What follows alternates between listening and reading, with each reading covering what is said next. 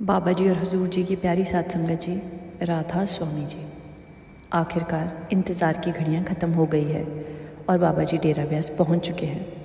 बाबा जी आज दुबई से कितने बजे पहुंचे, वहां से आने के बाद क्या हुआ और डेरा ब्यास में आज ऐसा क्या माहौल बन गया कि चारों ओर सिर्फ संगत की ही संगत नज़र आने लगी। यहाँ तक कि संगत को संभालना भी मुश्किल हो गया। इस पूरी खबर के बारे में मैं आपको विस्तार से बताने जा रही हूँ, लेकिन आगे बढ़ने से पहले आप सभी से एक विनती है कि कमेंट बॉक्स में राधा स्वामी ज़रूर लिखिएगा और अपने शहर का नाम लिखना ना भूलिएगा जी। बाबा जी 19 तारीख को वापस आ गए हैं। उस समय बाबा जी का पहला बॉम्बे जाने का कार्यक्रम बताया जा रहा था और वहाँ से उन्हें सीधे बेंगलुरु जाना था। लेकिन इसी बीच सुखबीर सिंह बादल जी, जो अकाली दल के अध्यक्ष भी हैं और पंजाब के उप मुख्यमंत्री के पद पर भी रह चुके हैं, उनके ऊपर नदीगढ़ साहिब में एक घटना और एक बदलाव हुआ। उस हमले की घटना के बाद बाबा जी ने अपने कार्यक्रम में थोड़ा बदलाव लिया और जैसे ही ये खबर संगत के तक पहुंची, संगत के बीच खुशी की लहर दौड़ गई। बाबा जी दुबई में थे। ये बात मैं आपको अपनी पिछली वीडियो में भी बता चुकी हूँ, लेकिन आज बाबा जी शाम ठीक 5:30 बजे डेरा ब्यास पहुँच गए हैं।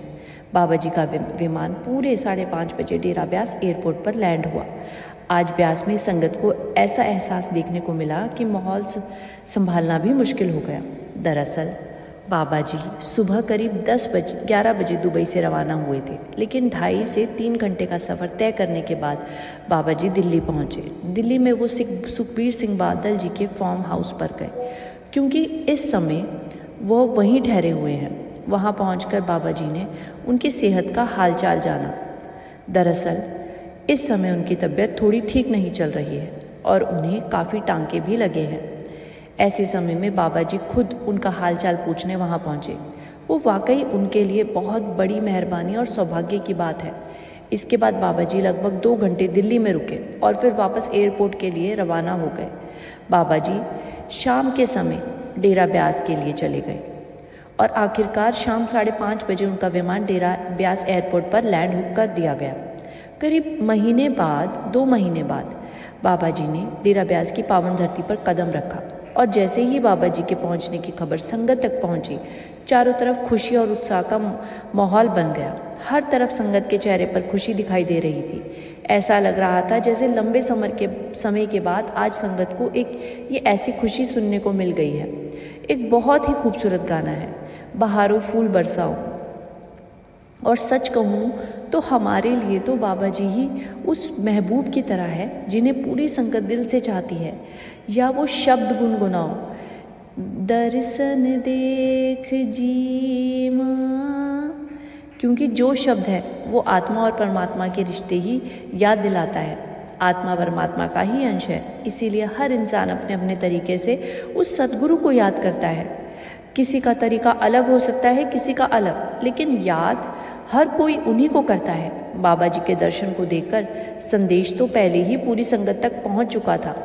सभी को पता चल गया था कि बाबा जी अगले दिन डेरा ब्यास आने वाले हैं, लेकिन संगत भी उनके दर्शन की आस में पूरी तरह तैयार थी। इसी के साथ डेरा निवासी और आसपास के लोगों को भी इसकी जानकारी मिली, क्योंकि पंडाल के दर्शन होंगे या नहीं इसकी जानकारी कोई नहीं जानता था।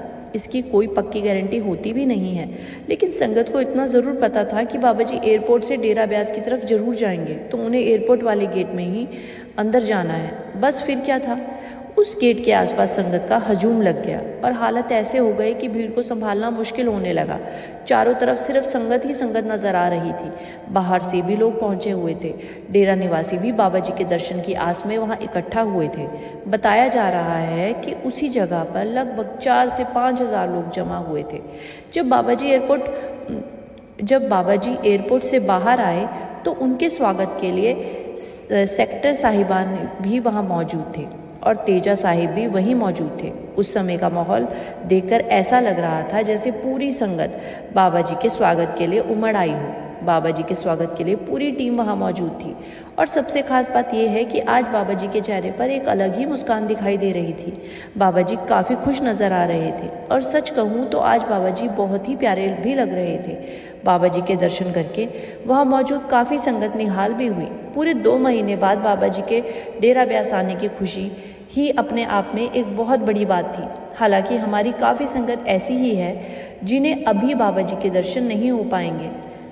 जो संगत इस समय बेंगलुरु की तरफ गई हुई है वो वहाँ बाबा जी के दर्शन कर पाएगी। वही जलंधर या आसपास के इलाकों में रहने वाली संगत अगर सुबह निकलती है तो वो डेरा ब्यास पहुँच सकती थी, लेकिन जो संगत काफ़ी दूर दराज के इलाकों में आती है उनके लिए अभी दर्शन करना थोड़ा मुश्किल होगा। फिर भी बाबा जी का सिर्फ डेरा ब्यास वापस आ जाना ही इतनी बड़ी खुशी की बात है कि इस खबर ने संगत के दिलों में खुशी की लहर दौड़ा दी है। अंदर से एक ही आनंद और महसूस हो रहा है, क्योंकि अपने सतगुरु के डेरा ब्यास आने की खबर से ही संगत मानो खुशी से पागल हो गई है। ये खुशी आखिर आती कहाँ से है? ये हमारे सतगुरु के प्रति प्रेम और लगाव की वजह से ही तो होती है। जिस तरह किसी महिला को पता चलता है कि उसका पति काम के सिलसिले में बॉर्डर पर या किसी दूसरे देश गया हुआ है और अब वापस आने वाला है, तो उसके मन में एक अलग ही खुशी जाग उठती है। भले ही उसने अपने पति को पहले अंदर से महसूस किया हो या उसकी याद उसके साथ रही हो, लेकिन जब सामने से दर्शन होते हैं तो उस खुशी का एहसास ही कुछ और होता है। ठीक उसी तरह सतगुरु के बाहरी दर्शन की खुशी भी अपने आप में बिल्कुल अलग होती है।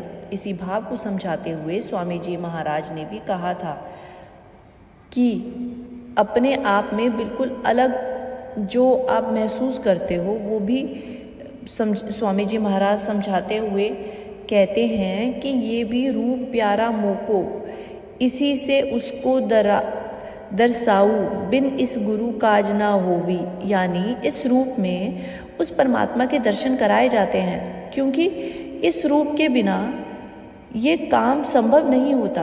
और अब बात करते हैं कल सुबह की। कल सुबह 8:30 बजे सत्संग होने वाला है। जी हाँ, सुबह 8:30 बजे दर्शन होंगे।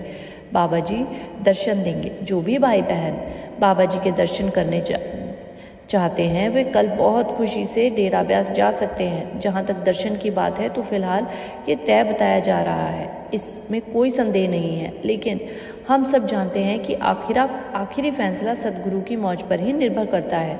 अगर किसी समय बाबा जी ये कह दे कि वे बाहर नहीं आएंगे तो इसमें भी उन्हीं की मौज है। सतगुरु किसी तरह की बंदिश नहीं होती। अगर उन्होंने अपनी संगत को अपने दर्शनों से निहाल करना है तो वो ज़रूर आएंगे। लेकिन आज प्रधान जी भी डेरा ब्यास पहुंच गए हैं और उनके वहां आने की खबर से संगत के बीच बहुत ज़्यादा खुशी देखने को मिल रही है। मैं भी बाबा जी के 2 महीने बाद डेरा ब्यास लौटने पर पूरी संगत की तरह उनका दिल से स्वागत करती हूँ और शायद इसी भाव को स्वामी जी ने भी अपनी बानी में समझाया। इस रूप में के माध्यम से उस परमात्मा के दर्शन करवाए जाते हैं। जब तक वह स्वरूप हमारे सामने मौजूद है तब तक इसके माध्यम से ही उस परमात्मा के दर्शन का मार्ग बन सकता है। स्वामी जी ने कहा है कि इस रूप में बिना ये कार्य संभव नहीं हो सकता।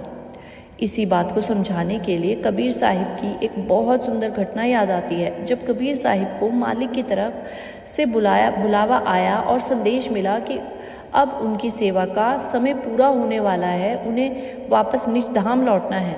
वैसे ही कबीर साहिब स्वयं मालिक के स्वरूप माने जाते हैं, इसमें कोई संदेह नहीं है। लेकिन जब उनके जाने का समय आया था तब उन्होंने अपनी बानी में भी उस भाव को व्यक्त किया था। कबीर साहिब जी कहते हैं, राम बुलावा भेजियो दिया कबीरा रोए, जो सुख साध संग में सो सुख पैखुंड न होए। यानी जब राम की तरफ से बुलावा आया तो कबीर साहिब कहते हैं कि मेरी आंखों से आंसू निकल पड़े, क्योंकि साथ संगत में जो सुख मिलता है वो स्वर्ग में भी शायद नहीं मिलता। यही तो सतगुरु और संगत के बीच के प्रेम की गहराई है। कबीर साहिब कहते हैं कि जब राम की तरफ से बुलावा आया तो मुझे बहुत दुख हुआ। आगे वो कहते हैं कि दिया कबीरा रोए, यानी मैं रो पड़ा क्योंकि उस समय मेरा जाने का मन ही नहीं था। ऐसा क्यों हुआ? क्योंकि कबीर साहिब कहते हैं जो सुख साथ संगत, यानी साथ संगत में जो आनंद मिलता है वो कहीं और नहीं मिल सकता।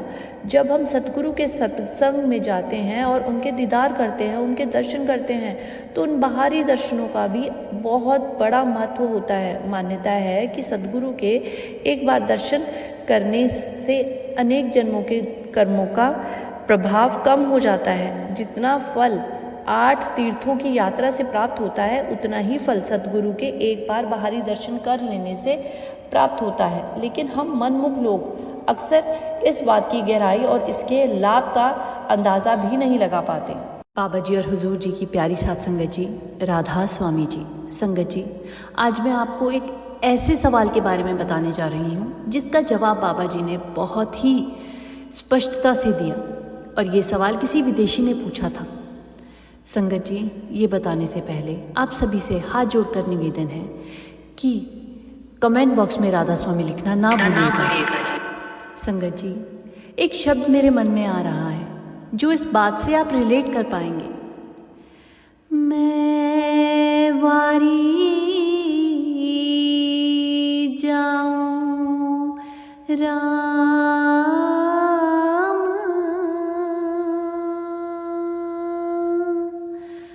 तुम आवो गली हमारी, मैं वारी जाऊं राम।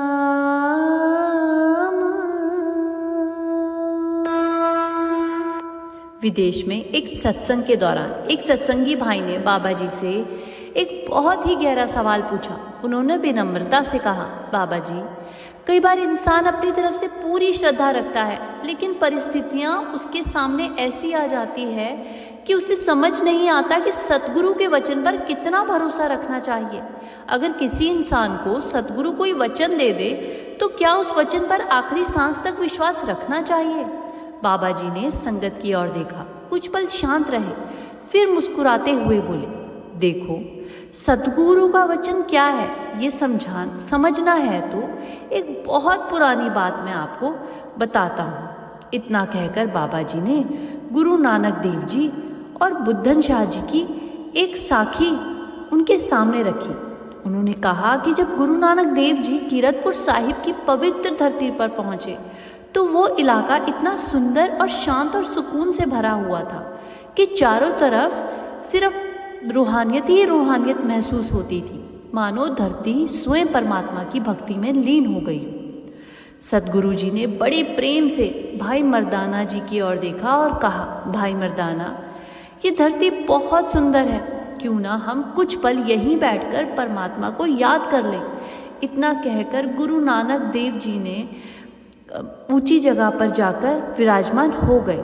भाई मर्दाना जी ने बड़ी नम्रता से पूछा, महाराज जी, क्या हुक्म है मेरे लिए? सतगुरु ने मुस्कुराते हुए बोला, मर्दाना, जल्दी से अपना रबाब छेड़ो, बानी भीतर से उमड़ रही है। जैसे ही भाई मर्दाना ने अपना रुबाब निकाला, रबाब वो होता है जिसमें कुछ म्यूज़िक की धुनें चलती है, उसकी मधुर धुन से पूरे इलाके को आध्यात्मिक रंग में रंग दिया। लेकिन संगत जी, जिस ऊंची जगह पर गुरु साहिब विराजमान थे, वो जगह एक करामाती फ़कीर पीर बुद्धन शाह जी की थी। उनकी उम्र बहुत अधिक थी और उनके पास अद्भुत रिद्धि सिद्धियाँ भी थी। जब उन्होंने रबाब की मधुर आवाज़ सुनी तो वो धीरे धीरे चलकर बल्कि तेजी से वहाँ पहुँच गए। वहाँ पहुँचते ही उन्होंने गुस्से से पूछा, कौन है आप लोग और किसकी अनुमति लेकर इस जगह पर आकर बैठ गए हैं?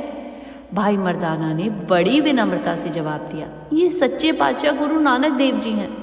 परमात्मा स्वयं मानव रूप धारण करके इस धरती पर पधारे हैं। संगत जी, उस समय जो कुछ भी हुआ वो सुनकर आप सब लोग बहुत ही हैरान हो जाएंगे, क्योंकि वो इस बात को और भी अद्भुत बना देता है। भाई मर्दाना जी ने विनम्रता से कहा कि मैं इनका सेवक हूँ, मेरा नाम मर्दाना है। लेकिन बाबा बुद्धन शाह जी ने गुस्से में बोला, मुझे नहीं पता कि तुम कौन हो, ये मेरा डेरा है, यहाँ पूरी मेरी पूजा होती है, लोग मुझे सम्मान देते हैं। तुमने पहले किसी से पूछने की ज़रूरत भी नहीं समझी। देखने में तो फ़कीर ही लगते हो, लेकिन यहाँ आकर सीधे बैठ गए। गुरु नानक सच्चे पातशाह जी ने बड़े शांत और प्रेम भरे स्वर में कहा, फ़कीरा, क्या परमात्मा का नाम लेने के लिए भी किसी की अनुमति लेनी पड़ती है क्या? तो बाबा बुद्धन शाह जी बोले, मुझे क्या पता, कहीं ऐसा ना हो कि तुम यहाँ आकर हमेशा के लिए कब्जा कर कर बैठ जाओ।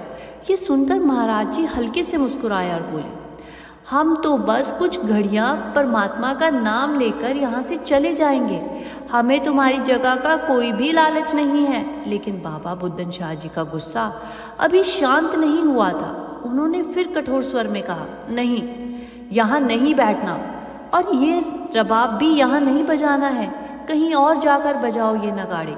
गुरु साहिब जी ने फिर भाई मर्दाना जी की ओर देखा और प्रेम से कहा, मर्दाना, तुम रबाब बजाओ, डरना मत। जैसे ही भाई मर्दाना जी ने दोबारा रबाब की तारें छेड़ी, बाबा बुद्धन शाह जी और क्रोधित हो गए। उन्होंने गुस्से में कहा, तुम्हें समझ नहीं आता, मैंने कहा यहाँ रबाब नहीं बजाना चाहिए। लेकिन महाराज जी पूरी तरह शांत रहे। उन्होंने मुस्कुराते हुए कहा, फ़कीरा, बस 2 घड़ियाँ की ही तो बात है। अब बाबा बुद्धन शाह जी ने गंभीर आवाज़ में कहा, अगर अपनी भलाई चाहते हो तो यहाँ से चले जाओ। महाराज जी ने बड़ी सहजता से पूछा, और अगर हम यहाँ से ना जाएं तो फिर क्या? बाबा बुद्धन शाह जी ने जवाब दिया। बाबा बुद्धन शाह जी ने कहा, मेरा शेर बकरियां चराने गया हुआ है, जब वो वापस आएगा तो सबसे पहले तुम्हें ही अपना शिकार बनाएगा। ये सुनकर भाई मर्दाना जी थोड़ा घबरा गए, लेकिन गुरु नानक सच्चे पातशाह जी बिल्कुल शांत बैठे रहे। उन्होंने बड़े सहज भाव से कहा, फ़कीरा, अगर तुम 2-3 बार और कहते तो शायद हम यहाँ से चले भी जाते, लेकिन अब तुम हमें शेर का डर दिखा रहे हो, तो अब हम यहाँ से बिल्कुल नहीं जाएंगे। बाबा बुद्धन शाह जी ने कहा, मैं झूठ नहीं बोलता। महाराज जी मुस्कुरा कर बोले, कोई बात नहीं, हम भी यहाँ बैठे हैं, देखते हैं तुम्हारा शेर क्या करता है। इतना कहकर बाबा बुद्धन शाह जी वहाँ से चले गए। उनके जाते ही भाई मर्दाना जी ने धीरे से गुरु साहिब जी से कहा, महाराज, कहीं हम किसी दूसरी जगह चलिए, हम कहीं और चलते हैं, हम तो परदेश में घूम रहे हैं। अगर सच में वो शेर यहाँ आ गए तो गुरु साहिब जी मुस्कुराए और बोले, मर्दाना, तुम चिंता मत करो। लेकिन भाई मर्दाना जी बोले, महाराज, शेर बकरियां थोड़े ही चराता है, शेर तो बकरियों को खाता है। गुरु साहिब ने बड़े प्रेम से समझाया, मर्दाना, ये कोई साधारण फ़कीर नहीं है, इसके पास बहुत सी रिद्धि सिद्धियाँ हैं, इसके लिए तो शेर बकरियाँ की रखवाली ही करता है। ये सुनकर भी मर्दाना जी का डर पूरी तरह दूर नहीं हुआ, लेकिन उन्होंने रबाब बजाना जारी रखा। कुछ देर बाद अचानक दूर से बकरियों का एक झुंड आता दिखाई देने लगा। भाई मर्दाना जी ने घबरा कर कहा, महाराज, लगता है बाबा बुद्धन शाह जी सच ही कह रहे थे। संगत जी देखिए, बकरियां तो सामने में से आ रही थी। तभी अचानक जंगल की तरफ से एक ऐसी भयानक दहाड़ सुनाई दी कि भाई मर्दाना जी के हाथ तक कांप उठे। उन्होंने घबरा कर कहा, महाराज, शेर आ गया। डर के मारे उनके हाथ से रबाब छूट गया और वो गुरु साहिब जी के पीछे जाकर छुप गए। भाई मर्दाना जी घबराते हुए बोले, महाराज, आज तो रबाब नहीं बजा पाऊंगा। लेकिन सच्चे पातशाह जी बिल्कुल शांत बैठे रहे। उन्होंने प्रेम से कहा, मर्दाना, रबाब उठाओ और करतार के रंग देखो। उधर ऊंची जगह पर खड़े बाबा बुद्धन शाह जी जोर से बोले, मैं अभी भी कह रहा हूँ, शेर मेरे वश में है, अगर कहो तो मैं इसे वहीं रोक दूंगा। गुरु महाराज जी ने शांत भाव से कहा, नहीं फ़कीरा, उसे आने दो। संगत जी, अब वह शेर धीरे धीरे गुरु नानक सच्चे पातशाह जी की ओर बढ़ने लगा। बाबा बुद्धन शाह जी ने मन ही मन सोचने लगे, अब शेर झपटा मारेगा। भाई मर्दाना जी की तो जैसे सांसें ही थम गई थी। लेकिन जैसे ही वह शेर गुरु नानक देव जी के बिल्कुल पास पहुंचा, वहाँ एक ऐसा अद्भुत दृश्य देखने को मिला जिसकी किसी ने कल्पना भी नहीं की थी। शेर ने दहाड़ने या हमला करने के बजाय अपना सिर सीधे सच्चे पातशाह के चरणों में रख दिया, फिर श्रद्धा से सजदा किया और वहीं उनके चरणों के पास बैठ गया। संगत जी, ये नज़ारा देखकर बाबा बुद्धन शाह जी पूरी तरह हैरान रह गए। उनकी आंखें खुल गई। वो मन ही मन सोचने लगे, आखिर ये कौन है? मेरा यही शेर है जिसने कभी मेरे सामने भी सिर नहीं झुकाया, आज इस फकीर के चरणों में अपना सिर बिठा कर बैठा है। अब बाबा बुद्दन शाह जी का अहंकार पूरी तरह टूट गया था। उन्हें एहसास होने लगा था कि उनके सामने कोई साधारण फकीर नहीं बल्कि कोई महान रूहानियत हस्ती विराजमान है। वो बाबा बुद्दन शाह जी की तुरंत दौड़ कर गए और एक कटोरे में दूध लेकर वापस आए। उनके हाथ कांप रहे थे। वो गुरु साहिब जी के चरणों में बैठ गए और बड़ी विनम्रता से बोले, महाराज, मुझसे बहुत बड़ी भूल हो गई, मैं आपको पहचान नहीं पाया, मुझ पर कृपा कीजिए। फिर उन्होंने प्रेम से, महाराज, ये दूध स्वीकार कर लीजिए और भाई मर्दाना जी को भी पिलाइए। गुरु नानक सच्चे पातशाह जी ने शांत स्वर में कहा, फकीरा, ये दूध तो तुम्हारे पास पहले भी था। जब हम यहाँ आए थे तब तुमने हमें ये दूध नहीं पिलाया। ये सुनकर बाबा बुद्दन शाह जी बिल्कुल चुप हो गए। महाराज जी ने कहा कि अब हम ये दूध स्वीकार नहीं करेंगे। ये सुनते ही बाबा बुद्दन शाह जी घबरा गए और बोले, महाराज, क्यों? गुरु साहिब जी ने शांत भाव से कहा, अगर तुमने हमारे यहाँ आते ही ये दूध हमें दे दिया होता तो हम इसे ज़रूर स्वीकार कर लेते, लेकिन तुमने देर कर दी, अब हम भी देर करेंगे। बाबा बुद्दन शाह जी ने तुरंत हाथ जोड़ लिए और विनती करते हुए पूछा, महाराज, कितनी देर करेंगे? सद्गुरु जी ने कहा कि जब हम छठे जामे में आएंगे तब तुम्हारा ये दूध ज़रूर स्वीकार करेंगे। बाबा बुद्दन शाह जी हैरान होकर पूछने लगे, महाराज, ये कौन सा जामा होगा आपका? महाराज जी ने सहजता से कहा, ये तो पहला है। ये सुनकर बाबा बुद्दन शाह जी डर गए और बोले, महाराज, तब तक कहीं ऐसा ना हो कि मैं जीवित ना रहूं। सद्गुरु जी ने गंभीर लेकिन कृपालु स्वर में कहा, याद रखना फकीरा, जब तक हम छठे जामे में आकर यहाँ तुम्हारा दूध स्वीकार नहीं करते तब तक तुम्हें मृत्यु भी नहीं आएगी। संगत जी, गुरु साहिब जी की ये वचन सुनकर बाबा बुद्दन शाह जी स्तब्ध रह गए। उन्हें एहसास हो गया कि उनके सामने कोई साधारण फकीर नहीं बल्कि स्वयं परमात्मा की अपार शक्ति ही विराजमान है। बाबा बुद्दन शाह जी की आंखों से आंसू भर आए। गुरु साहिब जी ने प्रेम से कहा, इस दूध को किसी सुरक्षित जगह पर मिट्टी में दबा दो। जब हम अपने छठे जामे में वापस आएंगे तब इसे वहीं से निकाल कर दे देना। तो वो बोला, ना तो ये खराब होगा और ना ही ये किसी तरह का ये वचन टूटेगा भी नहीं। संगत जी, समय अपनी गति से आगे बढ़ता गया, पीढ़ियां बदलती गई, लेकिन बाबा बुद्दन शाह जी की प्रतीक्षा समाप्त नहीं हुई। फिर आखिर वो पावन समय आ गया जब गुरु हरगोबिंद सिंह जी उस पीर के पास पहुंचे। महाराज जी ने बड़े प्रेम से कहा, पीर जी, हमें वो दूध पिलाइए। पीर ने गुरु हरगोबिंद सिंह जी की ओर देखा और कहा, लोग कहते हैं आप वही ज्योति है जो गुरु नानक देव जी की थी, लेकिन मैं इस बात पर विश्वास कैसे करूं? अगर आप सच में गुरु नानक देव जी की वही ज्योति है तो मुझे अपने दर्शन कराइए। ये सुनते ही गुरु हरगोबिंद सिंह जी के मुख पर एक अद्भुत नूर चमक उठा और अगले ही पल पीर को स्वयं गुरु नानक देव जी के दिव्य दर्शन होने लगे। वो अलौकिक दृश्य देखते ही पीर की आंखों से आंसुओं की धारा बहने लगी। वो भावुक होकर कहने लगा, आज मेरी रूह को मेरा रब मिल गया। इसके बाद पीर तुरंत उस दूध का कटोरा लेकर आया और अत्यंत श्रद्धा के साथ गुरु हरगोबिंद सिंह जी का दूध पिलाया। फिर उसके साथ जो उनके सामने हाथ जोड़कर सदगुरु जी के चरणों की ओर देखा और धीरे धीरे मुस्कुरा दिए, मानो उनके मन में यही भाव हो, अब मेरी प्रतीक्षा पूरी हो गई है, अब मेरा काम पूरा हो गया। और संगत जी, उसी पल बाबा बुद्दन शाह जी ने अपने प्राण त्याग दिए। लेकिन संगत जी, जिनका जीवन स्वयं सतगुरु के वचनों के सहारे चलता हो, उनके लिए मृत्यु भी क्या मायने रखती है। बाबा बुद्दन शाह जी सीधे सतगुरु के चरणों में आकर विराजे और जीवन मुक्ति को प्राप्त हो गए। आज भी दुनिया के अलग अलग कोनों से श्रद्धालु उस पवित्र स्थान पर नतमस्तक होने पहुंचते हैं, जहां एक फकीर ने सदियों तक अपने सतगुरु के वचन की प्रतीक्षा की थी।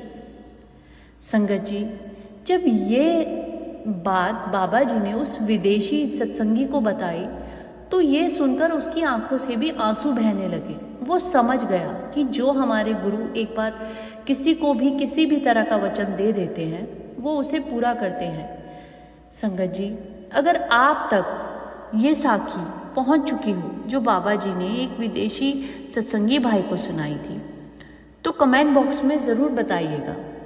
और हमारे कमेंट बॉक्स में राधा स्वामी लिखना ना भूलिएगा जी। संगत जी, आपके साथ आज आपसे यहीं विदा लेते हैं। राधा स्वामी जी, राधा स्वामी जी।